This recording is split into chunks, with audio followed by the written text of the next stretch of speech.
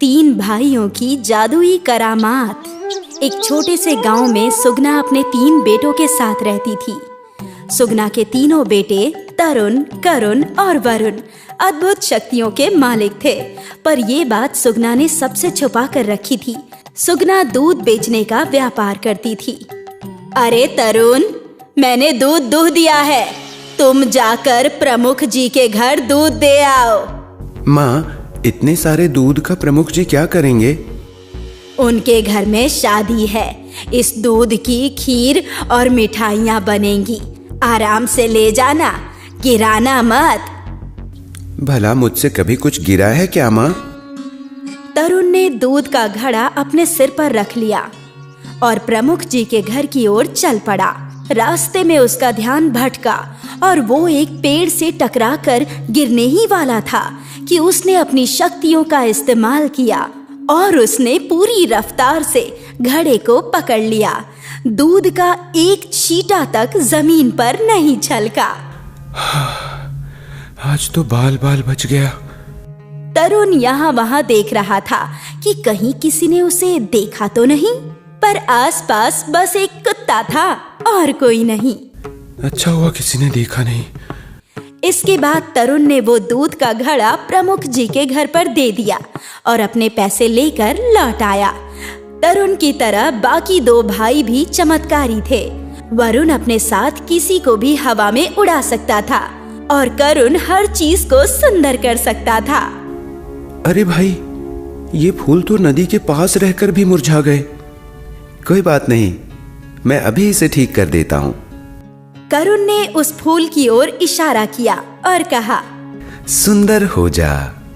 करुण के इतना बोलते ही वो फूल वापस खिल गया और उसे देखकर तरुण खुश हो गया। भैया, उन बादलों के पार क्या होगा? पता नहीं, चल देख कर आते हैं। करुण ने तरुण और वरुण का हाथ पकड़ा। ले चल हमें उन पहाड़ों के पार। तीनों भाई हवा में उड़ते हुए पहाड़ों की ओर चल पड़े। पहाड़ों का दृश्य अद्भुत था। रंग बिरंगे फूल, शांति और खूबसूरत वादियां। तीनों पहाड़ों का आनंद ले ही रहे थे कि एक ऋषि मुनि ने उन्हें आवाज लगाई। तरुण, वरुण, करुण। तीनों उनके पास आ गए। महाराज, आपको हमारे नाम कैसे पता? मैं सब कुछ जानता हूँ और ये भी जानता हूँ कि तुम तीनों में अद्भुत शक्तियाँ हैं। तरुण, तुम्हारी शक्ति रफ्तार है। वरुण, तुम्हारी शक्ति उड़ना है। और करुण, तुम्हारी शक्ति सुंदरता है। जी महाराज। तुम तीनों को ये शक्तियाँ एक अच्छे कार्य के लिए मिली हैं और समय आ गया है कि तुम उस कार्य को पूरा करो। कैसा कार्य महाराज? यहाँ से हजारों मील दूर एक मरुभूमि है, रण की मरुभूमि। वहाँ के लोग बहुत ही दुख दर्द में जीवन काट रहे हैं। तुम तीनों ही उनकी मदद कर सकते हो और यही तुम्हारे जीवन का उद्देश्य है। उस मरुभूमि को हरियाली में बदल दो, लोगों को जीवन दान दो। जी महाराज, हम ये अवश्य करेंगे।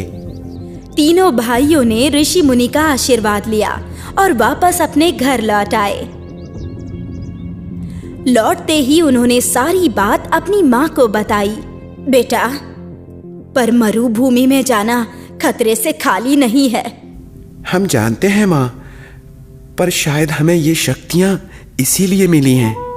ठीक है, हम इस गांव में सालों से रह रहे हैं। जाने से पहले हमें इस गांव को भी कुछ देकर जाना चाहिए। मैं समझ गया माँ।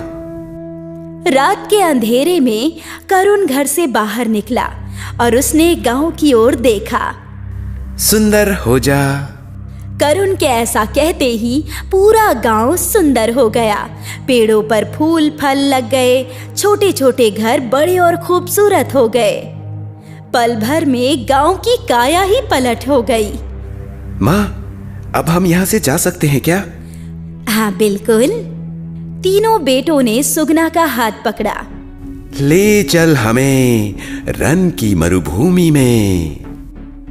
रात के अंधेरे में सुगना का परिवार रन की मरुभूमि में पहुंच गया। अंधेरे में ये कितना खूबसूरत लगता है ना माँ। जितना ये रात में खूबसूरत है उतना ही दिन में घातक है बेटा। वो लोग यहाँ वहाँ देख ही रहे थे कि कुछ लोगों ने उन पर हमला किया और उन पर जाल फेंका। वो आदिवासी लोग उन्हें पकड़कर अपने नायक के सामने ले गए। बाहरी लोग, तुम लोग यहाँ क्या कर रहे हो? क्या तुम लोग हम पर आक्रमण करने आए हो? नहीं नहीं, हम तो आपकी मदद करने आए हैं। तुम लोग हमारी क्या मदद कर सकते हो? सुगना ने तरुण की ओर देखा और तरुण ने अपनी रफ्तार इस्तेमाल की और तुरंत ही वो लोग जाल से बाहर निकल गए। कबीले का नायक और वहां खड़े आदिवासी लोग हैरान थे। ये तुमने कैसे किया? अपने जादू से। मेरे तीनों बेटे अद्भुत शक्तियों के मालिक हैं और हम यहाँ तुम सबकी मदद करने आए हैं। वो कैसे? अभी बताते हैं, चलो हमारे साथ। वरुण ने अपनी माँ और भाइयों के साथ साथ नायक और कुछ आदिवासियों का भी हाथ पकड़ा और वो लोग एक ऐसे इलाके में आ गए जहाँ पेड़ तो थे पर सारे सूखे हुए। तुम मुझे यहाँ क्यों ले आए? सुगना ने करुण की ओर इशारा किया। सब सुंदर हो जा। करुण के ऐसा बोलते ही सारे पेड़ पौधे जीवित हो गए। उन पर हरे पत्ते लग गए और रंग बिरंगे फूल खिल गए और देखते ही देखते फल भी लग गए। ये देखकर नायक और आदिवासियों की आंखों से आंसू बहने लगे। उन्होंने सालों से हरे पेड़ पौधे नहीं देखे थे। शुक्रिया, तुम लोगों का बहुत बहुत शुक्रिया। बोलो बोलो, तुम्हें क्या चाहिए? मैं तुम्हें कुछ भी दे सकता हूं। हमें कुछ नहीं चाहिए, हम बस यहाँ आप लोगों की मदद करने आए हैं। धन्यवाद सिपाही, आज से ये हमारे मेहमान हैं और इनकी अच्छी तरह देखभाल करना। कुछ दिन सुगना और उसके बेटे नायक के घर में ही रहे मेहमान की तरह। और फिर एक दिन बरसात शुरू हो गई। मरुभूमि के सारे लोग बरसात में नाचने लगे। वाह, ये तो बहुत अच्छी बरसात है। हाँ, पर कुछ दिनों बाद ही हमारा सारा पानी खत्म हो जाएगा और हम एक बार फिर से पानी के लिए मोहताज हो जाएंगे। इस बार ऐसा कुछ नहीं होगा। वो कैसे? आप अपने आदमियों से कहकर जगह जगह जलाशय खुदवा दीजिए। जलाशय तो बन जाएंगे, पर वो भरेंगे कैसे? वो आप हम पर छोड़ दीजिए। जी। आदिवासियों ने जलाशय खोद दिए और अब जब तेज बारिश हुई तो सुगना ने अपने बेटों से बोला, वरुण, तुम तरुण को हवा में उड़ाकर हर जलाशय पर ले जाना और तरुण, तुम अपनी रफ्तार से बारिश के पानी को एकत्रित करके सारे जलाशय भर देना। जी माँ, हम अभी जाते हैं। वरुण तरुण को पहले जलाशय पर ले गया और फिर वरुण ने उड़ते हुए ही बारिश का सारा पानी एकत्रित किया और उस जलाशय को पूरी तरह से भर दिया। इसके बाद उन्होंने मिलकर कई और जलाशय भी पानी से भर दिए। ये मंजर मरुभूमि के लोगों के लिए अविश्वसनीय था। पहली बार उन्होंने इतना पानी देखा था। कबीले का राजा सुगना के चरणों में गिर गया। हे माँ, आपके अद्भुत बेटों ने तो चमत्कार ही कर दिया। इस मरुभूमि को जीवन दान दे दिया। हम आपके आभारी हैं। एक और उपकार कर दीजिए। कैसा उपकार? आज से आप हमारे साथ यहीं रहिए। हम आपको सर आंखों पर बिठा कर रखेंगे। आप लोगों ने हमारे लिए इतना कुछ किया है, अब हमें भी मौका दीजिए कुछ करने का। ठीक है। उस दिन से सुगना और उसके बेटे उसी राज्य में रहने लगे, पर अब वो राज्य मरुभूमि नहीं बल्कि एक खुशहाल राज्य था। इसी तरह कई साल बीत गए और अचानक एक पड़ोसी राज्य ने इस राज्य पर हमला कर दिया नायक ने एक बार फिर जादुई भाइयों की मदद मांगी और वो खुशी खुशी मदद करने के लिए तैयार हो गए। वरुण तीनों को उड़ाकर सरहद के पार ले आया। तरुण ने तेजी से हमला करना शुरू कर दिया, पर दुश्मन की सेना विशाल थी। मुझे नहीं लगता हम हमला करके जीत पाएंगे। अब मेरी बारी, मुझे उड़ाकर ले चल वरुण। वरुण ने करुण को हवा में उड़ाया और करुण ने दुश्मन की सेना की ओर देखा। सबका मन सुंदर कर दे। करुण के ऐसा बोलते ही सारे सिपाहियों ने हथियार फेंक दिए। युद्ध करना गलत है। आज से हम कभी युद्ध नहीं करेंगे। चलो वापस अपने राज्य चलते हैं। अब हम खुशी से रहेंगे। वो राज्य अपने सारे सैनिकों को लेकर वापस लौट गया और एक बार फिर तीनों भाइयों की जादुई करामात की वजह से रण की भूमि पर आने वाला संकट टल गया।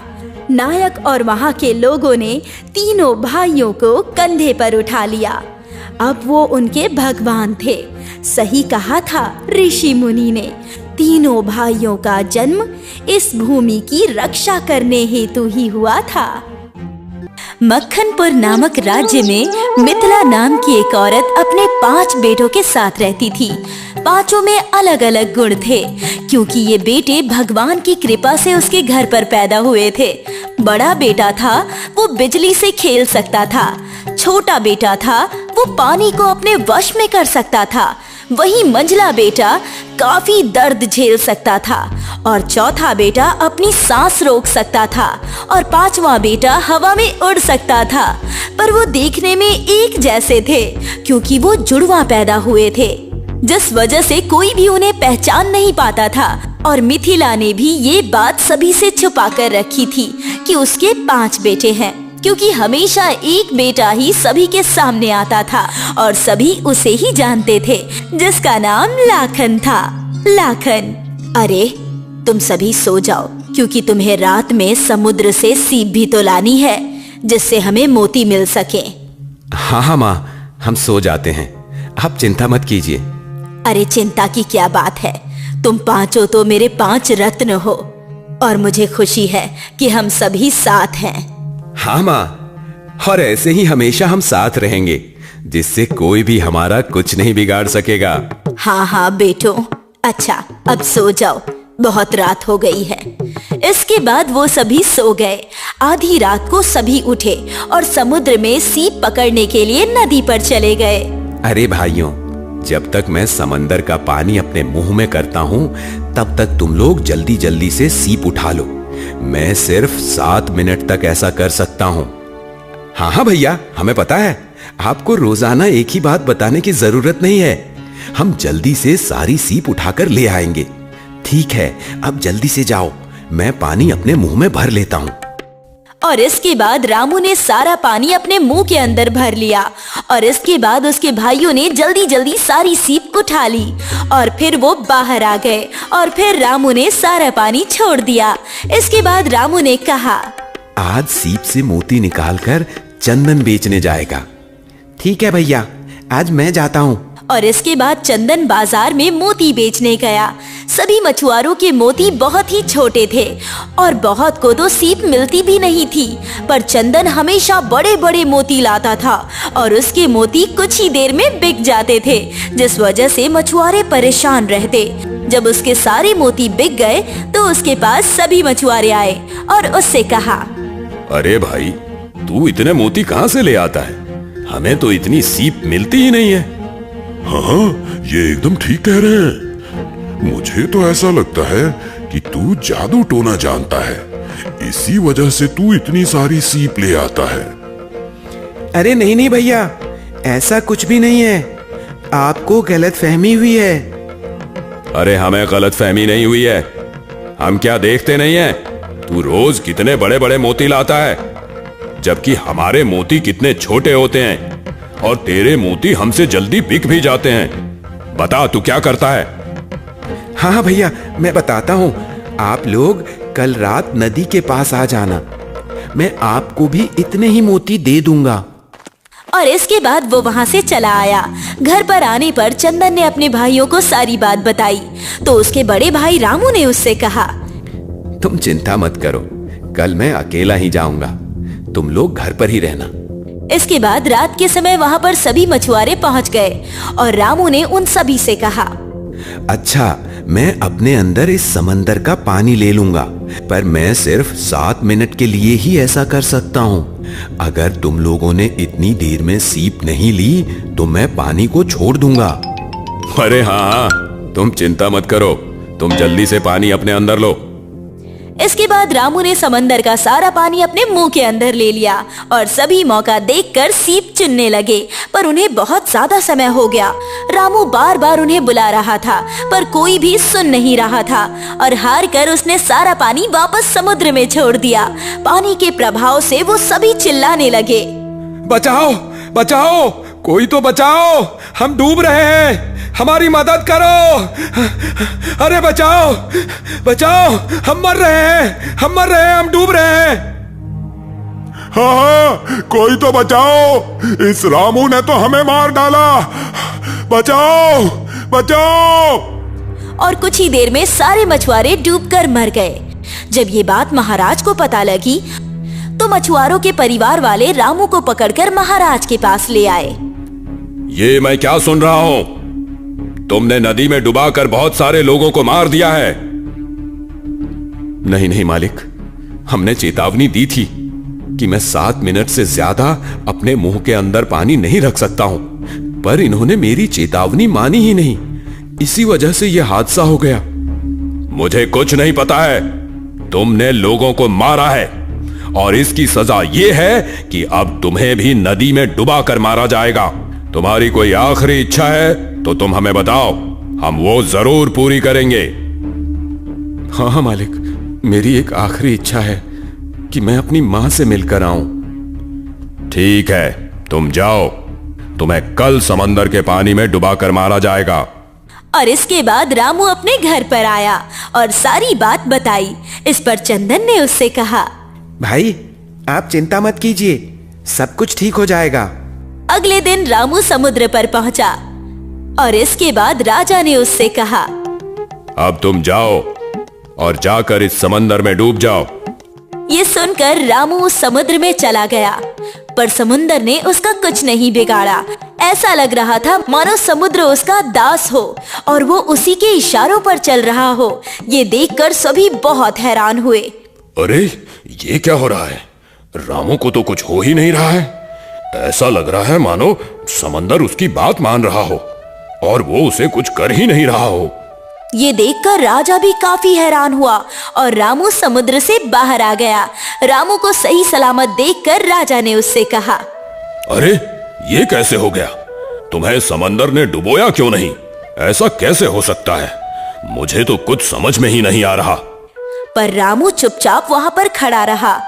इस पर राजा ने कहा, ठीक है, कल तुम्हें करंट दिया जाएगा, तब देखते हैं तुम कैसे बचते हो। क्या तुम्हारी कोई आखिरी इच्छा है?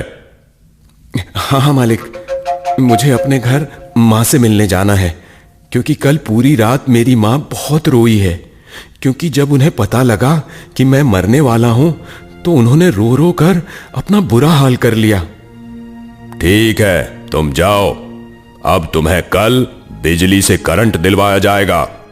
इसके बाद रामू घर पर आ जाता है और सारी बात बताता है। इस पर लाखन ने कहा, आप भैया चिंता मत कीजिए, कल मैं आपकी जगह पर जाऊंगा, क्योंकि मुझे तो बिजली से कुछ होता ही नहीं है। ये सुनकर सभी लोग बहुत खुश हुए और फिर अगले दिन रामू की जगह पर लाखन वहां पहुंच गया और उसके बाद जैसे ही लाखन को करंट लगाया गया उसे कुछ नहीं हुआ, उल्टा उस व्यक्ति को करंट लग गया जो लाखन को करंट लगा रहा था। मुझे तो बहुत मजा आ रहा है इस बिजली के करंट से। आहा, धम ता धम ता धन ता धन दिन ता धन दिन ता धन ता धन ता दिन दा। आहा, ये देखकर लोग बहुत हैरान हुए। लोगों को समझ में ही नहीं आ रहा था कि आखिर रामू को करंट क्यों नहीं लग रहा है। ये देखकर राजा भी बड़ा हैरान हुआ और इसके बाद लाखन वहां से आ गया। इस पर राजा ने कहा, अरे ये कैसे हो सकता है? तुम्हें करंट क्यों नहीं लगा? मुझे तो कुछ समझ में ही नहीं आ रहा है। आखिर ऐसा कैसे हो सकता है? पता नहीं महाराज, मुझे तो कुछ भी नहीं पता है। आपने खुद ही देख लिया कि बिजली ने मेरा कुछ नहीं बिगाड़ा। हाँ, ये तो मुझे भी पता है। ज्यादा चालाक मत बनो। अब तो मैं कल तुम्हें बताता हूँ। कल तुम्हें मार मार कर अधमरा कर दिया जाएगा, यानी कि तुम्हारी गर्दन काट दी जाएगी। तब देखते हैं तुम कैसे बच जाते हो। क्या तुम्हारी कोई आखिरी इच्छा है? हाँ महाराज, मैं फिर से अपनी माँ से मिलना चाहता हूँ, क्योंकि उनकी तबीयत बहुत ज्यादा खराब है। इस वजह से मैं आखिरी बार उन्हें देखना चाहता हूँ। ठीक है, तुम जाओ। कल तुम्हारे 2 टुकड़े किए जाएंगे। इसके बाद लाखन घर पर आ जाता है और सारी बात अपने घर वालों को बताता है। इस पर चंदन ने कहा, भैया, कल मैं आपकी जगह पर जाऊंगा, क्योंकि आपको तो पता ही है कि मुझ पर मार का कोई असर नहीं होता है, ना ही मेरे टुकड़े हो सकते हैं। मैं बहुत ही मजबूत हूँ। हाँ, मुझे पता है। इसके बाद अगले दिन चंदन वहां पहुंच जाता है। उसके बाद जैसे ही एक आदमी चंदन के शरीर पर तलवार चलाता है, वो तलवार टूट जाती है, पर चंदन के शरीर को कुछ नहीं होता। ये देखकर राजा बहुत हैरान हुआ कि आखिर ये सब कैसे हो रहा है। और फिर सबसे अंत में राजा कहता है, अब इसे जमीन में गाड़ दिया जाएगा, जिससे ये जिंदा नहीं बच सकेगा। और इसके बाद राजा फिर उससे आखिरी इच्छा पूछता है और फिर से वो वही इच्छा बताता है। घर आने पर वो सारी बात अपने परिवार वालों को बताता है। इस पर रमेश कहता है, अब भैया मैं आपकी जगह पर जाऊंगा, क्योंकि मैं बहुत देर तक सांस रोक सकता हूँ। इसके बाद रमेश वहां पहुंच जाता है और उसे जमीन में गाड़ दिया जाता है। इसके बाद सभी वहां से चले आते हैं। जब रात होती है तो मिथिला अपने चारों लड़कों को लेकर वहां जाती है और जमीन खोदकर रमेश को बाहर निकाल लेती है और उनसे कहती है, अब हम ये गांव छोड़कर चले जाएंगे, हम दूसरे गांव में जाकर रहेंगे। इसके बाद 5वां बेटा उन 5 को एक बड़ी सी पोटली में रखता है और अपने कंधे पर बिठाकर उन्हें उड़ा ले जाता है और वो लोग गांव छोड़कर चले जाते हैं।